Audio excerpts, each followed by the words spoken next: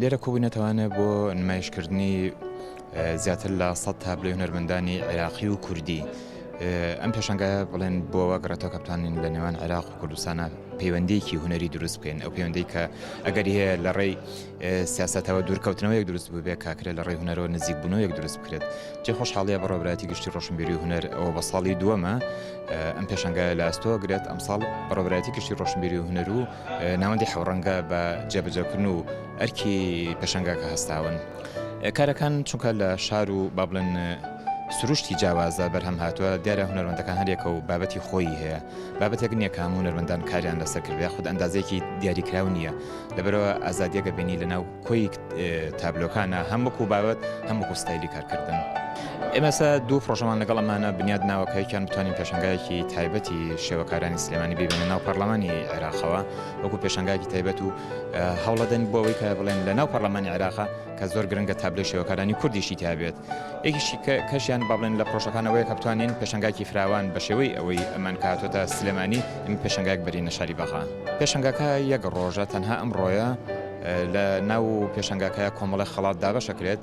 5 خەڵاتی تایبەت هەیە کە بەخشرێتە کەسایەتیەکان هەم با بڵێن وەکو ئیداریەکان وەکو هونەرمەندەکان لەمان کاتە کۆی بەشداربووەکان لەلایەن بە ڕێبەرایەتی گشتی ڕۆشنبیری و هونەرەوانە خەڵاتێکی ڕەز لە نانیان بۆ کراوە کە دابەشەکرێت بەسەر هەموو ئەو هونەرمەندانی کە بەشداریان کردووە.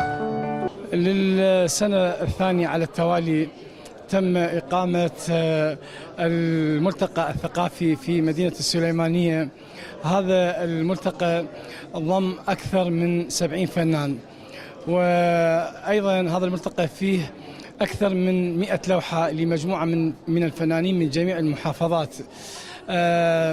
اجتمعوا في مدينة السليمانية، هذه المدينة الجميلة التي آوت ملايين النازحين والتي هي مدينة للجمال والسياحة.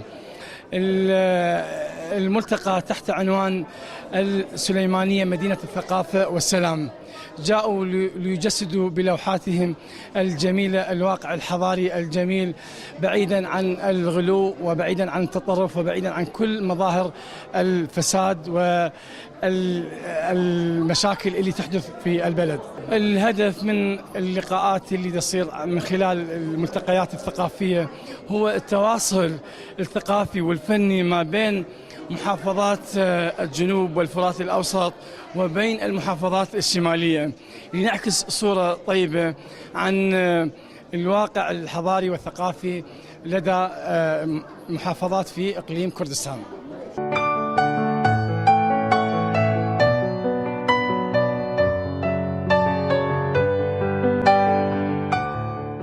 بەشدار کردووە لەم پێشەنگایە لەگەڵ نزیکەی دەوەچ هونەرمەند لە بەغاوە هاتوون لە کوردستان و سلێمانیە لە گەرمیانە کە خۆم لە خانەقینەوە هاتووم.